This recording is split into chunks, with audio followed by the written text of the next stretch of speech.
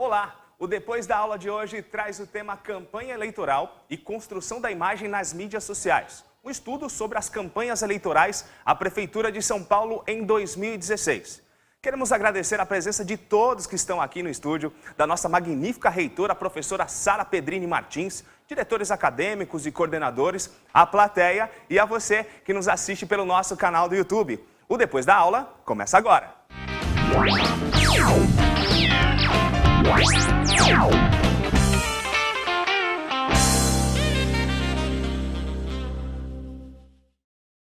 E em sua monografia, o Tony analisou o desempenho dos 5 melhores candidatos à Prefeitura de São Paulo nas eleições de 2016, com base nas pesquisas eleitorais e também nas mídias sociais. Para conversar um pouco sobre esse assunto, temos aqui nos estúdios a presença do professor Marcelo Gabay. Boa noite. Seja muito bem-vindo, tá, professor? Obrigado. E também temos a presença do aluno de Publicidade e Propaganda, o Tony Farina. Seja muito bem-vindo, Tony. Boa noite. Boa noite, Rodrigo. Obrigado. Muito bem. Começando aqui, a gente vai conversar um pouco sobre esse tema. Vamos começar aqui com o Tony. Quero saber de você, Tony, o que é que te motivou a escolher esse tema? Bom, Rodrigo, primeiramente, eu sempre fui contra a questão de financiamento empresarial nas campanhas. Aquela questão de empresa doar para candidato, o candidato tem que atender aos interesses da empresa e não da população em geral. Após a mini-reforma eleitoral que o STF aprovou em 2015, foi proibida a doação de empresas nas campanhas eleitorais. Sendo assim, as campanhas teriam que ser mais baratas, né? E eu vi nas mídias sociais uma alternativa interessante de investir nas campanhas, né? Porque só poderia ter doação de pessoas físicas. Então, basicamente, foi isso. Eu achei uma alternativa barata, interessante, né? E bastante atual para se fazer campanhas eleitorais, visto que o investimento seria muito menor sem as empresas doando. Ah, legal. E assim, dentre aqueles que estavam concorrendo à prefeitura, qual que mais utilizou as mídias sociais? A equipe Dória fez um trabalho bem interessante nas mídias sociais, né? Só que, em termos de seguidores, o Russomano, ele já tinha uma quantidade muito maior de seguidores, sobretudo no Facebook, né? Sim. Que é a principal mídia, né? A gente presume que essa quantidade de seguidores do Russomano é proveniente da atuação dele como jornalista, né? Ele já era conhecido como jornalista, Verdade. Defensor dos consumidores, etc. e tal. E é bem provável que essa quantidade de seguidores veio disso, né? Só que ele terminou as campanhas com a maior quantidade de seguidores, né? Só que o candidato que ganhou mais seguidores foi o Dória, né? Pois é. E usou da melhor forma também as mídias sociais, interagindo com... Até hoje, inclusive, né, o candidato Dória é um que utiliza muito, né, principalmente o Instagram, o Facebook. Praticamente todos os dias você vê vídeo dele fazendo uma coisa aqui, outra ali, né, e tal, o tempo todo utilizando desses meios muito a favor dele, né? Isso conta muito. A equipe dele usou muito bem isso, né? A negação da política, né? O Dória que sempre negou durante as campanhas ser um político, embora ele seja muito mais político do que a gente imagina. Verdade. Envolvido com casos na Embratur, na década de 90, né? Mas ele usou essa negação de política, se rotulando como um trabalhador, né? Como um gestor. Gestor. Nunca deve ter trabalhado na vida, etc. e tal. Só que a população aderiu a isso, né? Mas a equipe dele foi muito boa, porque interagia com todo mundo, respondia aos comentários, realmente. né? Até hoje. Até hoje. A equipe foi É muito boa. importante, Rodrigo, só marcar que o trabalho do Tony acabou de ser defendido faz umas 2 semanas, né? Era sobre a utilização das mídias sociais na guerra da campo do marketing político e tal. E a gente não pode afirmar ainda, até falando em termos de trabalho universitário, científico, né? O quão influente, determinante é. Esse é um assunto que está em aberto, né? A conclusão da monografia do Tony termina deixando esse aberto. Mas a gente pode entender, e essa direção que o trabalho dele dá, que as mídias sociais servem para construir a personagem. Um personagem. Então, cada pessoa pública, cada um de nós, anônimo, né? A gente tem o nosso perfil no Facebook e lá a gente é uma persona. Essa é a teoria de base assim, do Facebook, é o livro de construção da face, né?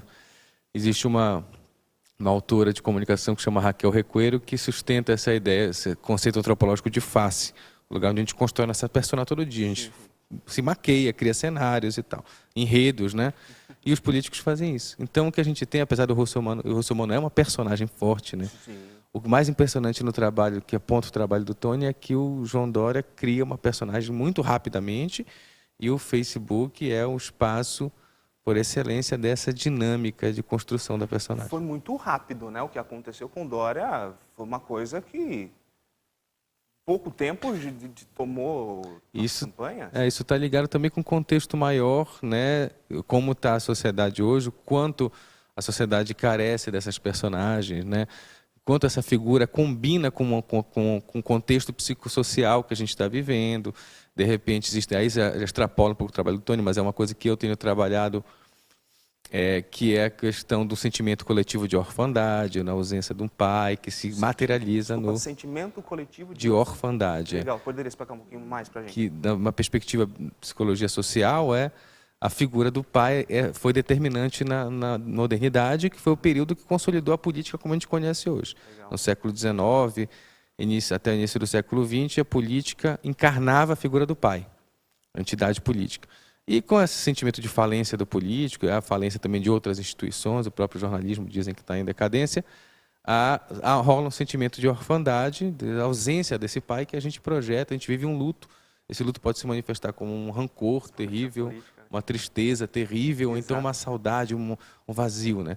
E aí surgem personas que ocupam esse vazio.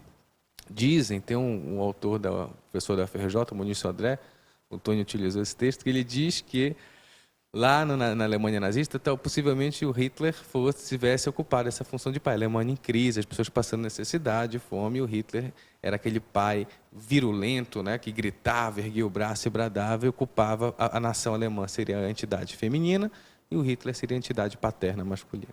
Ótimo, muito bom. Bom, dizem que as mídias sociais definem, né, a nossa vida. E o qual determinante elas são assim, no mundo político?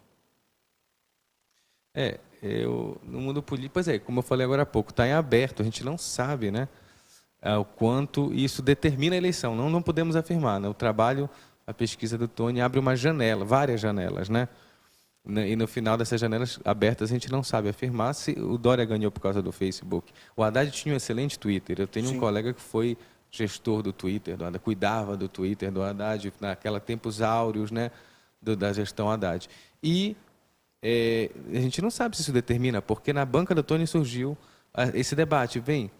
A política, a campanha política tradicional, que é o panfletagem, comício, as viagens ao interior, televisão, rádio, isso aí é muito contundente ainda. Então, e é aí que eu queria chegar. É considerada eficiente a utilização das mídias sociais, no caso das campanhas eleitorais, é considerada eficiência? Você chegou a essa conclusão? Então, a gente não pode concluir também esse fator, né? Certo. Como o Gabay falou, a gente tem que deixar isso em aberto, né?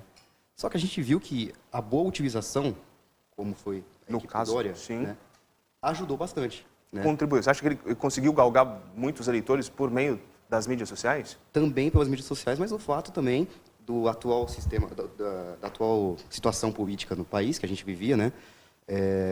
Não só o Dória, até citei na minha banca, a gente teve um fenômeno que a gente tem que começar a olhar daqui para frente, de muitos, entre aspas, não políticos conquistarem as eleições. A gente teve, por exemplo, em BH, o Calil, que, embora seja político também, ele seja mais evidenciado no futebol, como presidente do Atlético Mineiro, né? Certo. Ele chegou no segundo turno com o João Leite, que era o ex-goleiro do Cruzeiro. No Rio, o próprio Crivella. Embora o Crivella seja político, foi ministro da Dilma, da Agricultura e Pesca, ele seja mais evidenciado na igreja, né? Enfim, e levou as eleições também. E aconteceu aqui em São Paulo com o Dória também, né? Que ninguém conhecia o lado político do Dória, né?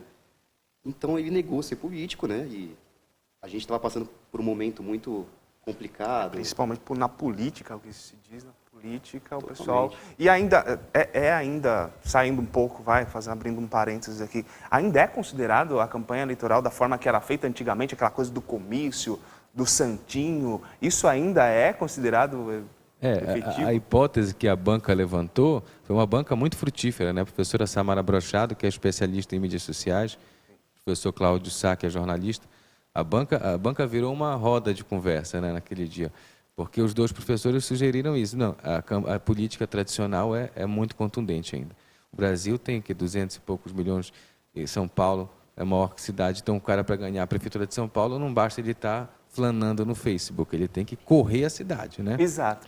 E aí fazer show e botar santinho, como tu falaste. Então, isso, a sugestão, a hipótese empírica no dia da banca era isso é muito contundente. E aí, esse foi a pré-banca, né? E depois Sim. da pré-banca o Tony refletiu mais sobre isso. O Facebook, não podemos dizer que ele... existem vários estudos sobre mídias sociais que falam que as mídias sociais elas ainda não são exatamente aquele espaço libertário que a gente pensava. Elas reproduzem muito do que vê na televisão e tal, tem muito mainstream na mídia social. Sim, verdade. Mas elas têm essa força de construção de personagem, de mexer com a psique da gente, de mexer com nossos brios psicológicos. Desde das esferas mais íntimas, a gente na nosso Facebook, criando isso todo dia, escolhendo as fotos, travando guerras psicológicas e afetivas, hoje em dia. até no nível institucional, que é o Facebook de um artista, de um político, né? Verdade. E tal. Bom, bacana. Bom, o Russomano, né, ele liderava as primeiras pesquisas eleitorais. E o que resultou dessa queda nas pesquisas seguintes? Teve uma... O Tony pode... Então, a gente presume que durante as eleições ele já tinha a maior quantidade de seguidores, inclusive acabou com a maior quantidade, né, não perdeu esse posto, né? Só que durante as eleições surgiram muitas notícias negativas acerca do Russomano. Certo. O famoso bar que ele tinha em Brasília. que aquela galera foi mandada embora. Exatamente. Sim. Notas frias com uma empresa. A gente presume que seja isso, né? O tanto que ele liderava as pesquisas e nem em segundo colocado ele ficou, né? O Haddad ultrapassou ele, né? É verdade. Então, teve uma queda absurda. É bem provável que esse seja o motivo da queda do Russomano nas pesquisas. A gente tem umas tabelas aí, né? A gente podia mostrar. Temos tabelas aí? A primeira tabela mostra todos os candidatos, né? O desempenho deles. Nela, quando aparecer para o pessoal Chegou, tá aí. Você vê que o Russomano é essa linha mais acima, que é o que tem maior quantidade de seguidores. Agora é isso, o Tony observa isso. O Russomano já tinha uma carreira nas mídias sociais. Legal. Só para a gente deixar mais claro para quem está acompanhando em casa, a primeira linha ali é... A mais alta é o Celso Russomano. É o Celso. Tu vê que ele é o que maior quantidade tem, mas ele fica estável. Uhum. Ele permanece numa linha reta, né? Ele teve uma pequena queda também, ó. Você pode ver que teve uma pequena queda. Sim. Perdeu nos últimos momentos das E eleições. você tirar o seu like do Facebook é preciso muita força, né? As pessoas não se dão o trabalho de descurtir. Exato. Pra você descurtir é porque você está muito chateado. É verdade. Logo abaixo aí do Celso. Logo abaixo a linha cinza, que é a única linha ascendente, né? Essa é o João Dória. Dória. Então você vê, em resumo, essa tabela serve para mostrar que de todos os 5, o único que tem uma ascensão expressiva é ele. Então ele surge praticamente do nada e consegue ter uma curva bem distante dos outros, né? No outro gráfico tem só ele, só o Dória em todas as suas plataformas. Cada cor é uma das plataformas digitais que ele estava atuando. O Facebook é a que tem a melhor curva. Então o Face é para o brasileiro. Estou lendo o livro agora do professor Marcelo Kishnevski da UERJ, ele fala isso. No Brasil, a rede social nossa, a rede brasileira é o Facebook. A gente largou o Orkut com uma virulência. O Orkut a gente adorava, largou, deixou para lá, abandonou e levou tudo para o Face. A gente ama o Facebook aqui no Brasil. Legal. Bom, a estratégia do Dória em negar a política e se rotular como um gestor, trabalhador, no caso, então, foi determinante no resultado final das eleições? Eu acredito que influenciou muito, né, essa questão da negação da política, né? E também ele definiu uma imagem para ele, que foi a imagem de trabalhador, o tanto que ele usou uma hashtag, que é a CEURSP, né? Era o tema da campanha dele. E a gente CEURSP, é verdade. A CEURSP, né? E a gente notou que em todos os comentários, quando o povo interagia... Até hoje, né? O acelera, né? Muito forte. E o povo interagia com ele e colocava abaixo, a CEURSP, a CEURSP. Então, essa construção de uma imagem bem definida, padronizada, influenciou, acredito eu, que influenciou bastante no resultado final. Mas com certeza, isso é um trabalho muito forte também da publicidade. Já que estamos tratando aqui de publicidade, a galera que o senhor citou no início, da figura paterna, de sair dessa coisa do gestor, aliás, sair dessa figura do político, que é tão hoje em dia, né, tão fraca hoje em dia no nosso país, para vir para essa parte do gestor, aí a gente volta ao que o senhor citou, né, professor? Sim, e o Dória ele cria as hashtags, né? As hashtags pegam. São como pequenos slogans, né? E as pessoas tomam para si. Então, se foi pensado, isso aí foi construído, né, com cautela. Há uma equipe de profissionais de mídias sociais, que são profissionais que vêm da comunicação, né? Sim. E que pensam isso. O que as pessoas querem? Porque quando você compartilha um conteúdo, esse é um princípio do Facebook. Você toma para si aquelas palavras. Sim. Você assume aquela ideologia, aquele texto, né, que você está compartilhando, uma foto ou qualquer coisa. Então, você precisa produzir conteúdos que as pessoas queiram colocar na sua boca. Esse é o segredo, né? É claro que tem uma hipótese também que a professora Samara levantou, de que hoje a gente tem os robôs, né? As pessoas contratam empresas que movimentam a tua rede social para ter um quantitativo de likes. A gente não sabe se são orgânicos ou se são likes fakes, isso é uma coisa que a gente só vai saber no futuro. Inclusive pegando aqui um pouquinho o seu gancho, existem artistas que trabalham dessa forma, né? Com o Instagram, por exemplo, de comprar seguidores. Será que existe isso também? A gente não sabe. Para Facebook? Tem um vídeo que rola no Facebook, que são vários celulares numa parede sozinhos dando like. Então, a gente não sabe. Agora, por exemplo, no mundo artístico, as pessoas impulsionam. Você não pode mais botar seu conteúdo ali sozinho, orgânico, não rola mais. Você tem que impulsionar, fazer filtrar os perfis de público e pagar para que o Facebook ofereça às pessoas aquele conteúdo de forma dirigida. Então, tu vê, a comunicação dirigida, o marketing político são técnicas que eram offline, que agora são online, mas que no online elas têm uma dinâmica muito mais neurótica, muito mais rápida, né? E os profissionais que trabalham com isso, sabe? Então, você criar a hashtag AceleraSCP não é só uma hashtag, ela tem todo um contexto sociopolítico, né? Que é a ideia do progresso.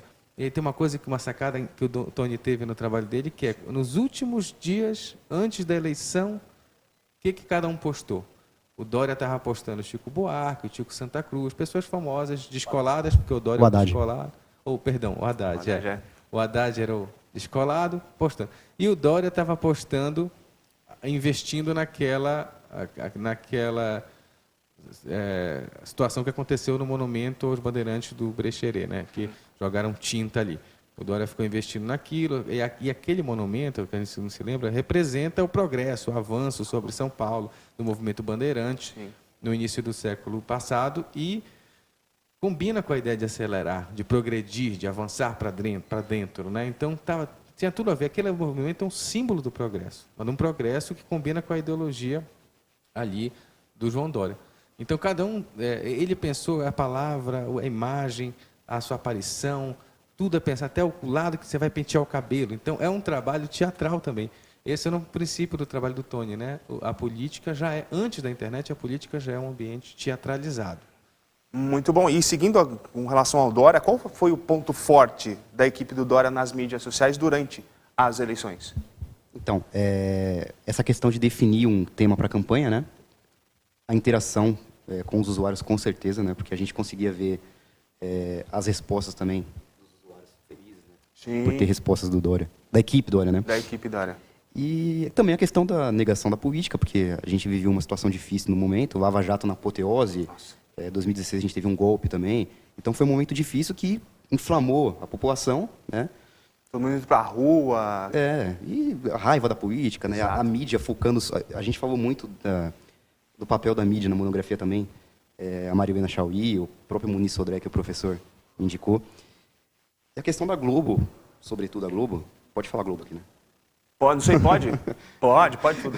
Sobretudo a Globo, focar no PT como um partido ladrão. Então, isso deixa a população inflamada, né? E faz com que negue a classe política, né? Votando num um personagem que está se rotulando como trabalhador. É que, na verdade, eu acho que o Dória também, eu não sei se... Ele tinha também um pouco essa imagem forte por vir também da televisão, né? Ele trabalhava como apresentador, trabalha, é empresário. Acho que isso também acabou contribuindo um pouco, ou não? Talvez sim, eu creio que sim. A negação da política no geral. Exato. Né? Aquela situação de ódio da política, ele negou a política e se aproveitou desse momento para entrar numa briga. A hipótese da Marilena Chauí, por exemplo, essa filósofa da USP, que foi importante para o trabalho, é que sempre os candidatos, as entidades políticas representaram, encarnaram um papel. Você lembra do Enéas Carneiro, né, na década de 80, que ele dizia, meu nome é Enéas, tinha aquela barba enorme, era um cara com aquele paletó com ombreiras, né? Então, o cara, ele era meio clownesco, né? Ele não queria ser assim, mas foi a forma como ele encontrou de se fazer presente em poucos segundos. Ele tinha o menor tempo de televisão nas campanhas de 89. Né? E aí ele tinha que fazer uma coisa que marcasse. Ele foi uma jogada. O próprio Fernando Collor era o jovem que ia caçar os marajás. Então, você sempre teve... As pessoas têm que encarnar uma personagem. Essa é a dinâmica própria da chamada sociedade mediatizada, que é onde a gente interage com essas personagens, com a capa, né? E aí, isso persiste no mundo da internet. Aliás, com a internet, com o Facebook, isso se torna ainda mais complexo, mais forte, porque nós todos estamos construindo personagens. E imagina, essas entidades têm que alimentar as suas. Agora, qual é a diferença de um Fernando Collor que ia caçar os marajás para o João Dória, em termos de personagem, né? É que agora o Dória tem essa negação do político, que combina com o espírito do tempo, com esse momento histórico que a gente está vendo. Então, o foco do trabalho é bem esse. No final, a gente falou na banca, o trabalho podia ser lido por outras pessoas e usado como uma reflexão de como se faz o marketing político. Que ferramentas a gente precisa? Que mecanismos de comunicação? O que é importante decidir na hora de gerenciar uma página de um candidato, né? Então, a gente tem um trabalho técnico sobre isso, né? Legal. Já que a gente tem apontado, então, os pontos fortes, no caso do caso do Dória, o que aconteceu no caso contrário? O que foi na equipe do Haddad? O que a equipe do Haddad acabou pecando na campanha que acabou resultando no Dória sendo eleito? Então, a equipe do Haddad praticamente tinha interação zero com os usuários, né? Ao contrário do Dória, a equipe não interagia com os usuários, né?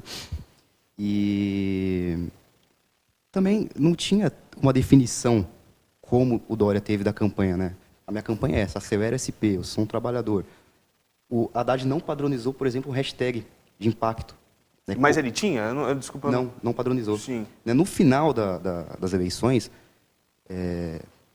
lá para o dia 30 e no dia 1º de outubro, começou a surgir alguns hashtags no Facebook do Haddad, de apoio a ele. Fica Haddad, né? Fica Haddad. Porque as pesquisas eleitorais mostraram que ele tinha uma chance, né, de chegar no segundo turno. Então surgiram. Mas ele não trabalhou com uma hashtag de impacto como o Dória trabalhou e também não definiu um tema para a campanha dele, né? Como o Dória definiu, que é o Acelera SP, que é o trabalhador. O Haddad não fez isso, também não interagiu com os usuários. Esse foi o ponto fraco da equipe Então, Haddad. o que custou a campanha do Haddad em 2016 foi mesmo essa interação? Você vê como é importante, né? Esse é o perigo do trabalho. A gente não pode afirmar que foi só isso, porque tem a conjuntura do Haddad estar associado ao Partido dos Trabalhadores, que está sob o foco de toda a questão da conjuntura midiática e tal, política do momento. Então, as pessoas atribuem também isso ao Haddad. Tem uma série de polêmicas aí que foram levantadas. Então, existe toda uma outra conjuntura jornalística, publicitária, midiática e política, estritamente política, que levam ele a perder. Tem uma tese, um colega meu, professor de filosofia, que fala isso. Em São Paulo é difícil reeleger um prefeito porque as pessoas depositam muita fé naquele prefeito. Acham que daqui a 4 anos você não vai estar mais no metrô lotado, mas você vai estar. Você vai estar porque a cidade não depende só disso. A cidade, em muitos setores, ela tá construída errada, mas então as pessoas terminam aquilo, depositaram tanta fé numa só persona que elas depositam, ao contrário, muito rancor e não elegem. Então, há muito tempo que a gente não reelege prefeito para uma segunda gestão. Então, tem várias questões. A gente não pode dizer que o Haddad perdeu porque não, mas pode dizer porque não investiu no Facebook, mas pode dizer que a personagem dele enfraqueceu, né? Isso ajudou a enfraquecer a personagem, isso a gente pode dizer. Colaborou com o enfraquecimento da personagem ou diante do fortalecimento da antagonista dele, que era o João Dória, né? Porque, por exemplo, o Haddad teve um excelente trabalho com o Twitter durante a gestão de prefeito. E tem esses desdobramentos que não oficiais, oficiosos do Haddad Tranquilão, perfis paralelos que não são exatamente... que ajudam a construir essa imagem do cara legalzão, tranquilão, que está de bem com a cidade legal e tal. Para tu ver o impacto que ele tinha no Twitter. Então, a mídia mais forte dele era o Twitter, né, durante a gestão. mas a gente não pode afirmar isso. A gente pode afirmar, sim, que há um enfraquecimento. As redes sociais podem ser usadas para reforçar ou enfraquecer aquela personagem. E no caso dessas páginas, que são criadas à parte, no caso do Haddad Tranquilão, essas coisas, isso pode agir de alguma maneira a colaborar ou também, ou não, com o candidato? Houve uma pesquisa com relação a isso? Não teve, a pesquisa não tocou nisso, mas é natural, porque existe a personagem. Bem, se a gente teria que partir para as questões cênicas, né? Porque a personagem ela tem o seu lado cômico, clownesco, a Dilma Bolado, o Haddad Tranquilão, Exato. os memes todos que surgem, né? O João Dória recentemente tentou impedir os memes, porque sabe a equipe... João Dória tem também, eu não vi até agora não ainda. vi personagem, mas tem essa preocupação dele com os memes.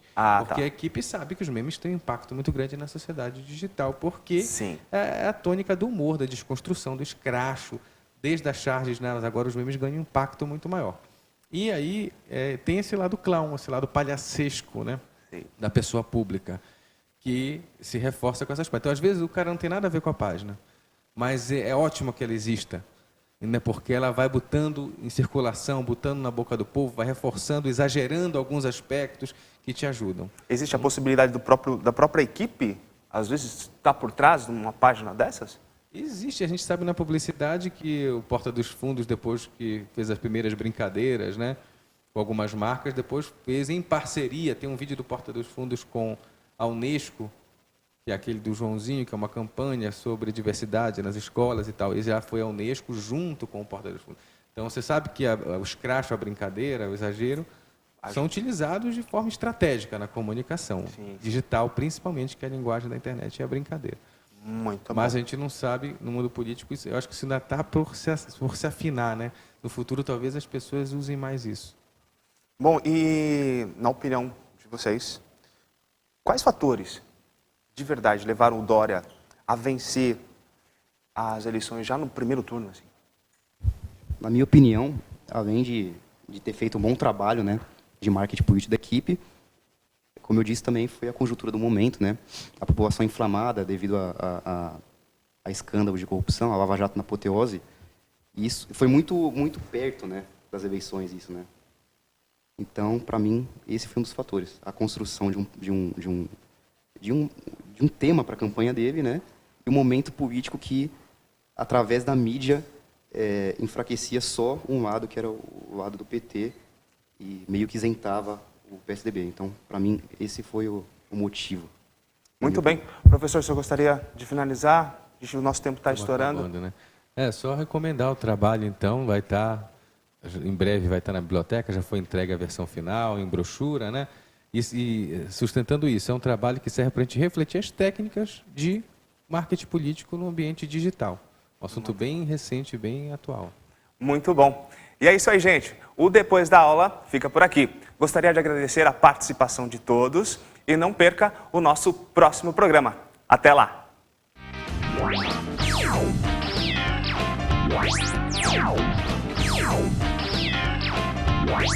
Wow.